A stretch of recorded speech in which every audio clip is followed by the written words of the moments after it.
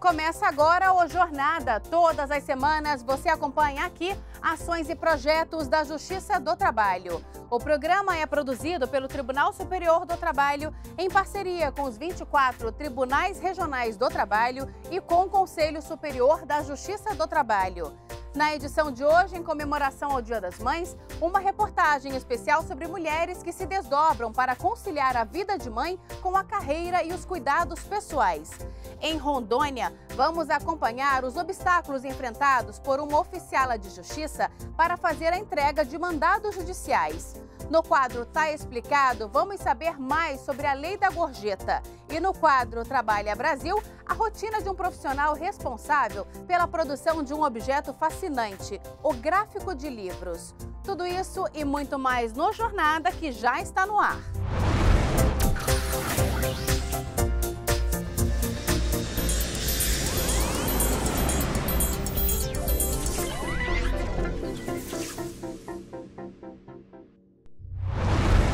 Domingo é Dia das Mães e se você já é mãe, sabe muito bem de todos os desafios enfrentados para cumprir essa missão. É que manter a função de mãe e ainda continuar trabalhando pode ser bem puxado. E por causa disso, muitas mulheres ficam em dúvida. É melhor trabalhar ou ficar em casa para cuidar da criança? Ou será que é possível conciliar os dois? Na reportagem especial de hoje, nós vamos conhecer duas mães. Uma que deu uma pausa no mercado de trabalho para se dedicar apenas à criação dos filhos. E a outra que concilia todas as tarefas diárias com a maternidade. Veja só.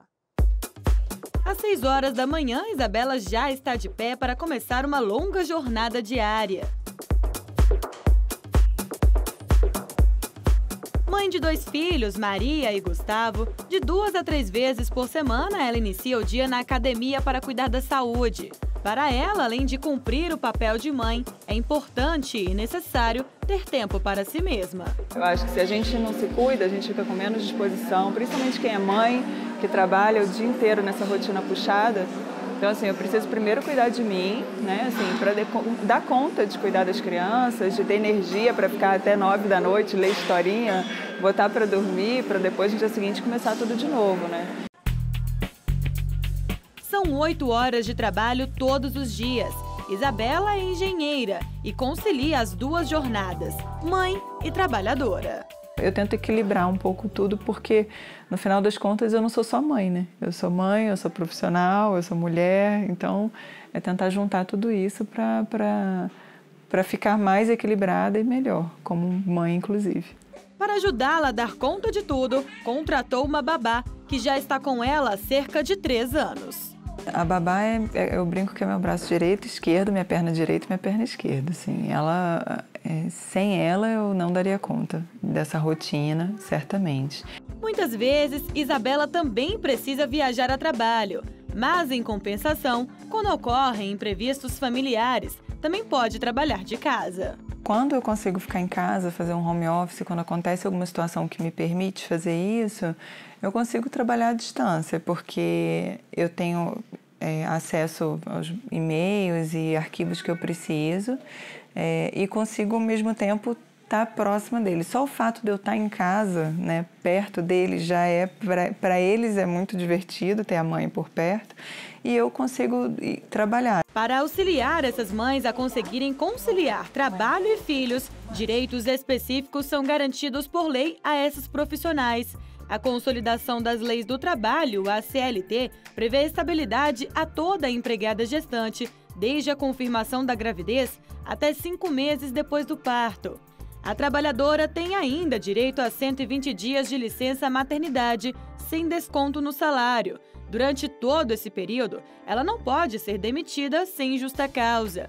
O artigo 396 diz que a mulher tem direito, durante a jornada de trabalho, a 2 descansos de meia hora cada um para amamentar o filho de até 6 meses de vida. Quando a saúde do filho exigir, o período pode ser estendido a critério da autoridade competente. A CLT prevê ainda que o empregado pode deixar de comparecer ao serviço sem prejuízo no salário por um dia para acompanhar filho de até 6 anos em consulta médica.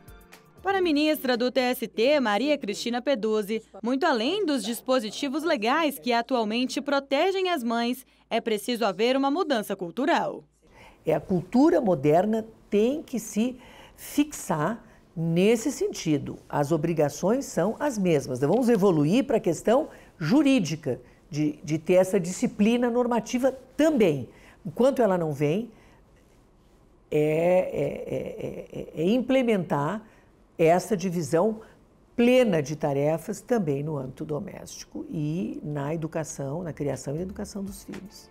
A ministra afirma ainda que é importante não haver um excesso de proteção das trabalhadoras mães. Isso porque pode gerar uma desproteção. Como mães e pais gozam de direitos diferenciados, pode haver uma discriminação em relação à contratação de mulheres. A magistrada citou ainda uma pesquisa feita pela Faculdade de Harvard, em que ficou constatado que homens alcançam cargos mais altos do que as mulheres.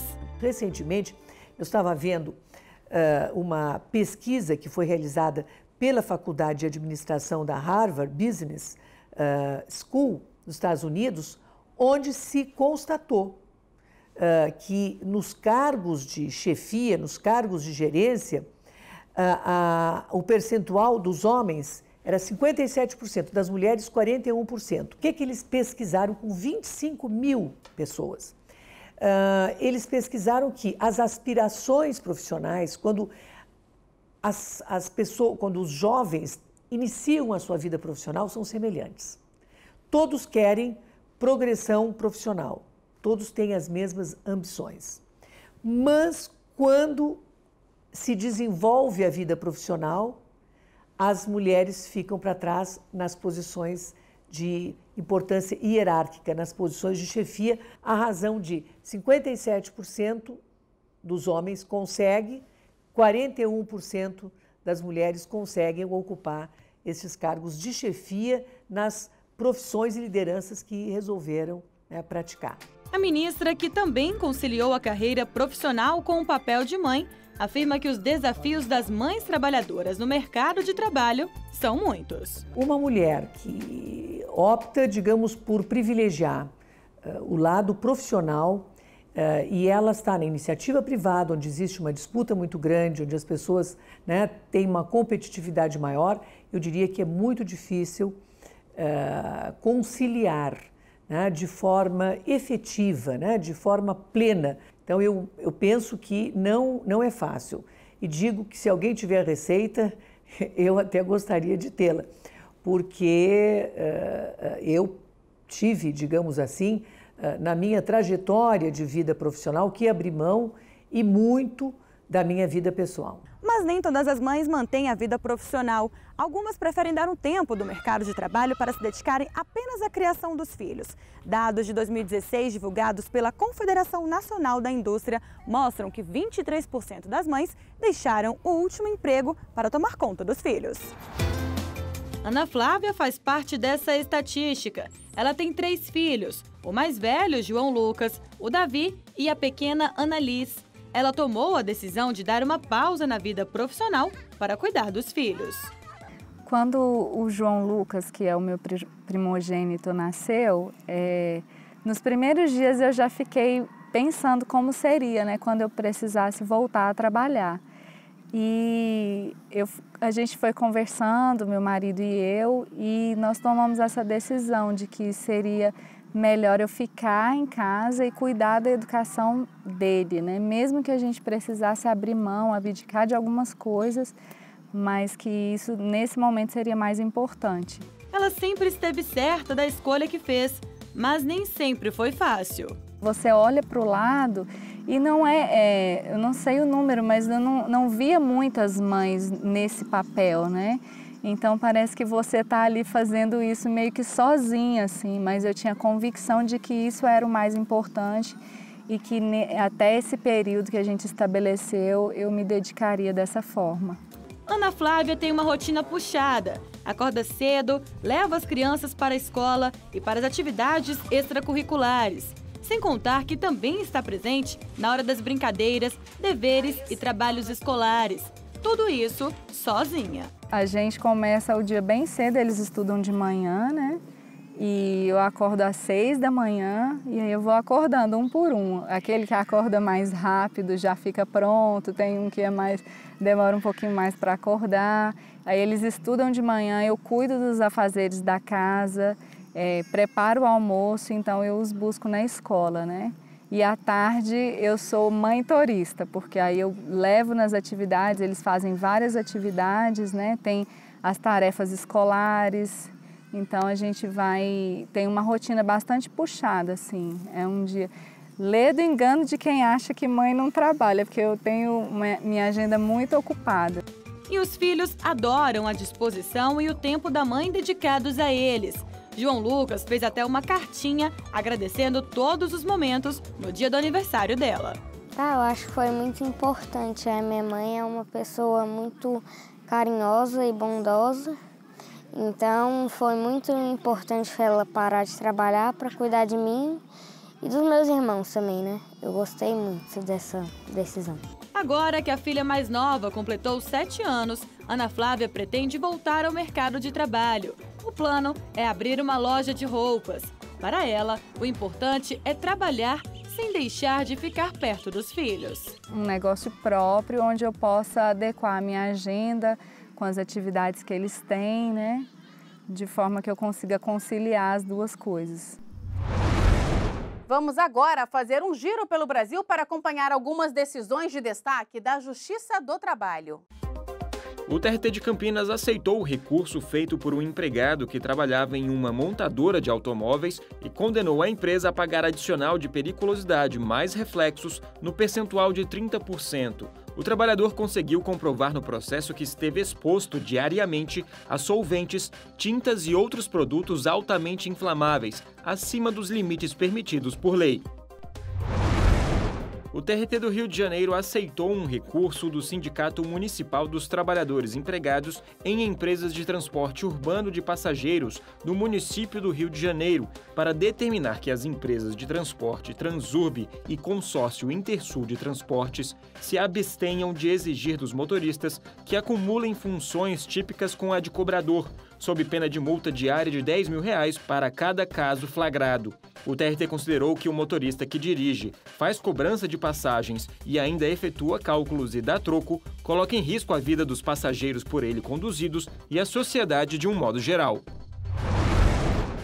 Em Salvador, o TRT da Bahia reconheceu por unanimidade a ilicitude da terceirização realizada pelo Banco Itaúcard e, consequentemente, a existência de vínculo empregatício de uma operadora de call center com a instituição.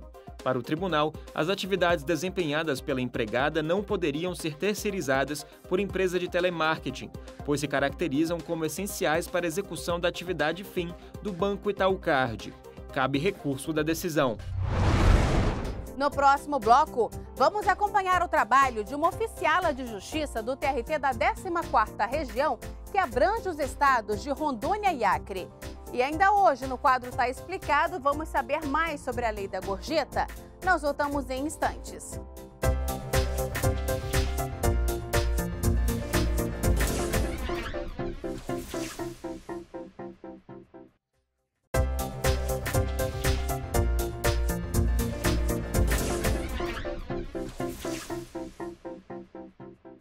Vamos saber mais sobre a atuação da Justiça do Trabalho? Chegou a hora do JT em Ação.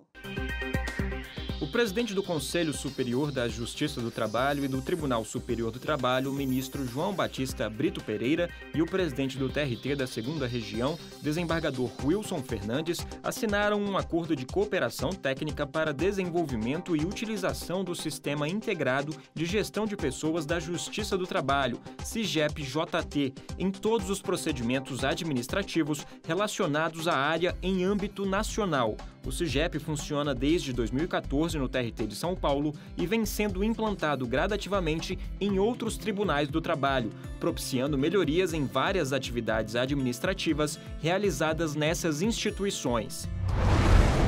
O ministro corregedor-geral da Justiça do Trabalho, Lélio Bentes Correia, realizou correição ordinária no TRT de Goiás. Ele examinou dados relativos às estruturas judicial e administrativa, às condições ambientais de trabalho, à tecnologia, aos sistemas e-gestão e PJE, à estrutura da escola judicial, aos prazos processuais e à qualidade dos serviços prestados pela Justiça do Trabalho goiana. O TRT da 8ª Região, por meio da Comissão Socioambiental e da coordenação do Programa Trabalho Seguro, promoveu um evento de responsabilidade social com o tema Inserção no Mercado de Trabalho e Atenção aos Direitos Básicos de Cidadania e Segurança. Vários painéis foram apresentados e contaram com a presença de magistrados, servidores, estagiários e aprendizes do TRT 8, além do público interessado no tema. O trabalho dos oficiais de justiça não é nada fácil. Muitas vezes eles percorrem longas distâncias para fazer a entrega de mandados judiciais. Hoje vamos acompanhar uma oficiala de justiça do TRT da 14ª Região, a Zona Rural em Rondônia. Nessa época do ano, em pleno inverno amazônico, que é caracterizado por um período chuvoso, a profissional encontra barreiras, mas não desiste de cumprir a tarefa. Veja só.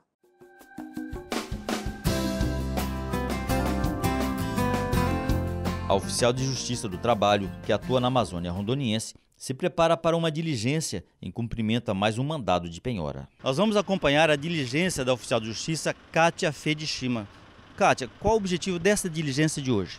Hoje iremos cumprir o mandado expedido pela 8ª Vara, iremos penhorar, fazer a constatação na fazenda, verificar a existência e após penhorar e avaliar alguns bens semoventes que são os gados.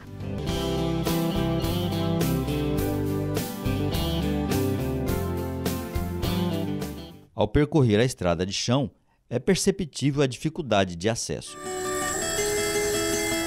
A travessia de balsa sobre o Rio Candeias é obrigatória. Os riscos da travessia de balsa são bem grandes, inclusive esse cabo já foi rompido uma vez, já atravessei várias vezes essa balsa também. E a outra grande dificuldade nossa nessa época são as estradas completamente alagadas, com bastante buraco, e o carro sempre tem que ser traçado por conta disso.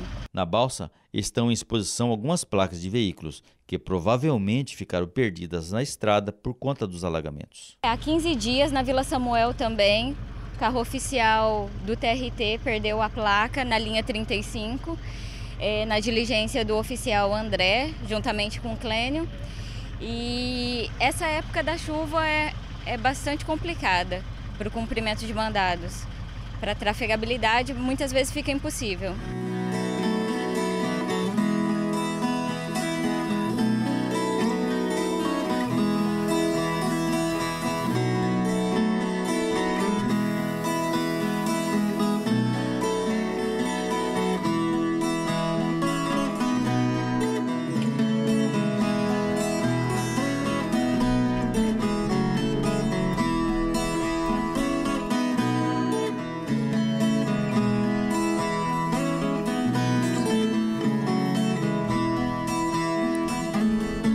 Doutora, chegamos no local, né? Vimos aqui a dificuldade, a senhora acenou para chamar a parte, né?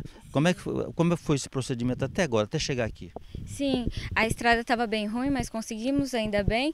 Outros problemas que a gente tem no cumprimento dos mandados na zona rural é que muitas vezes os fazendeiros capatazes não têm costume de receber essas ordens judiciais e eles tratam a gente de forma um pouco hostil, até assustada.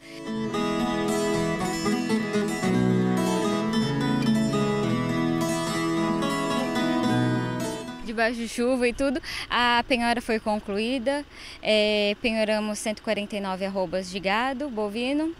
Infelizmente o executado não está aqui, mas deixamos o caseiro aqui, o auto de penhora e o mandado com ele para que ele entregue. E também tentaremos contato telefônico, porque ele passou um número de telefone. Ela destaca uma das conquistas dos oficiais de justiça. Uma conquista já bem grande é que os oficiais conseguiram que os agentes de segurança acompanhassem-nos em todas essas missões rurais. Outra melhoria seria a utilização do GPS e da comunicação via rádio e via satélite.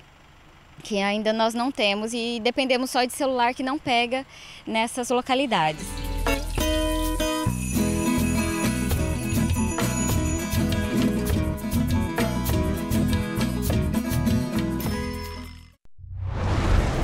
No próximo bloco, no quadro está explicado tudo sobre a lei da gorjeta. E no quadro Trabalha Brasil, vamos conhecer o dia a dia de um profissional que é responsável pela produção de um objeto fascinante, o gráfico de livros. Nós voltamos daqui a pouco.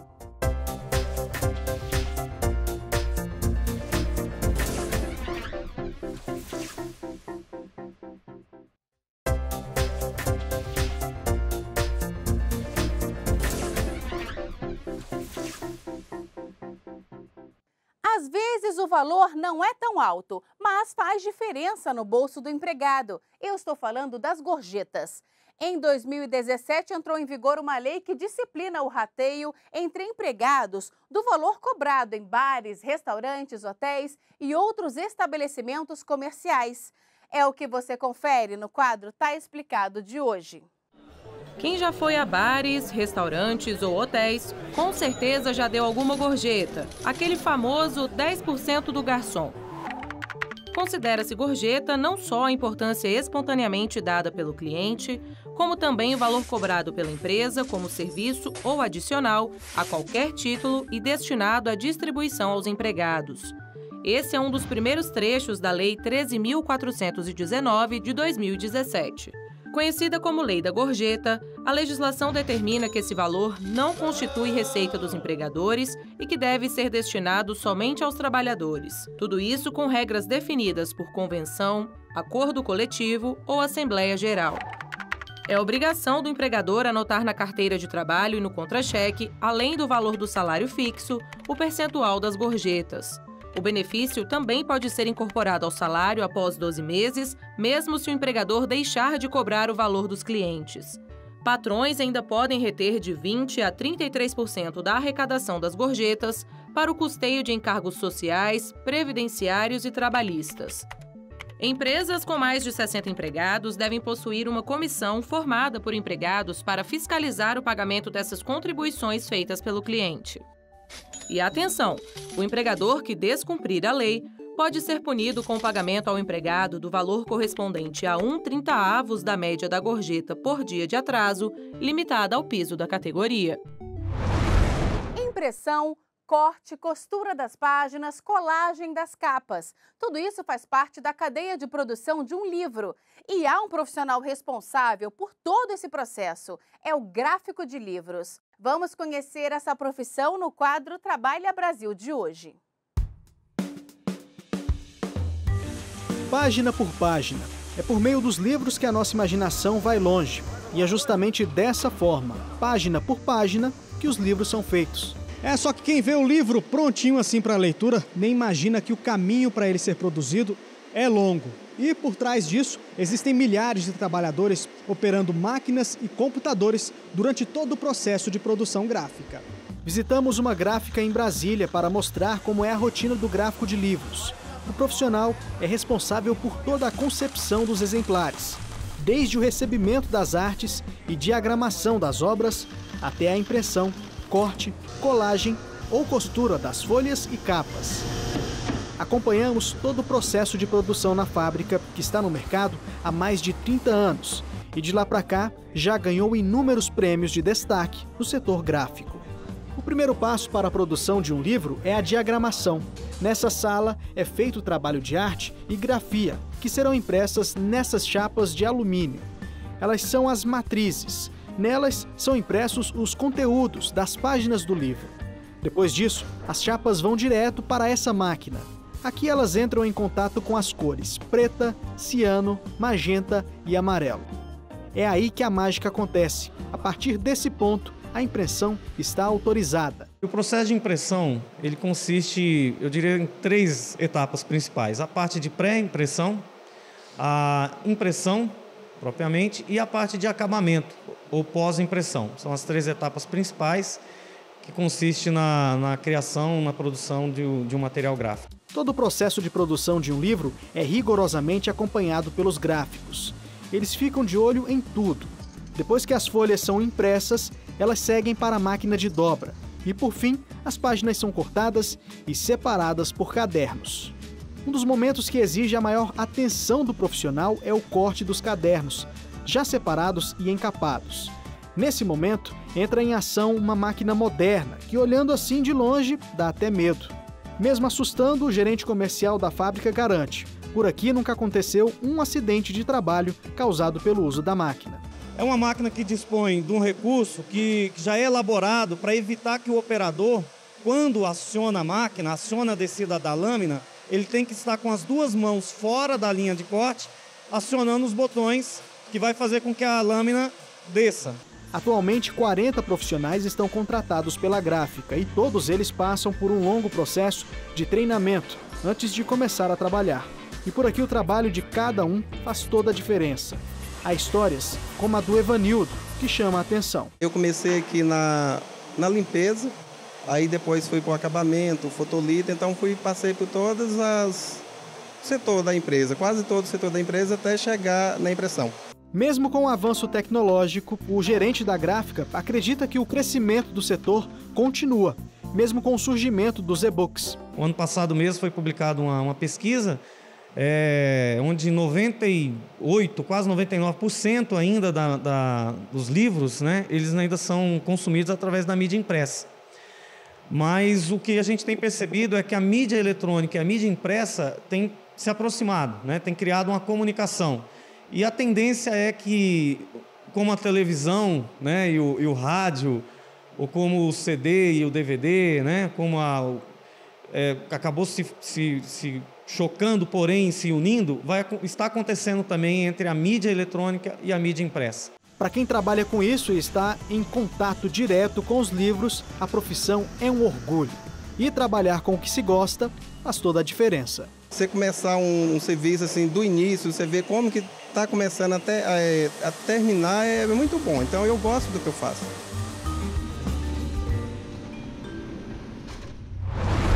Por hoje é só. O Jornada fica por aqui. Muito obrigada pela companhia e até o nosso próximo encontro. Tchau!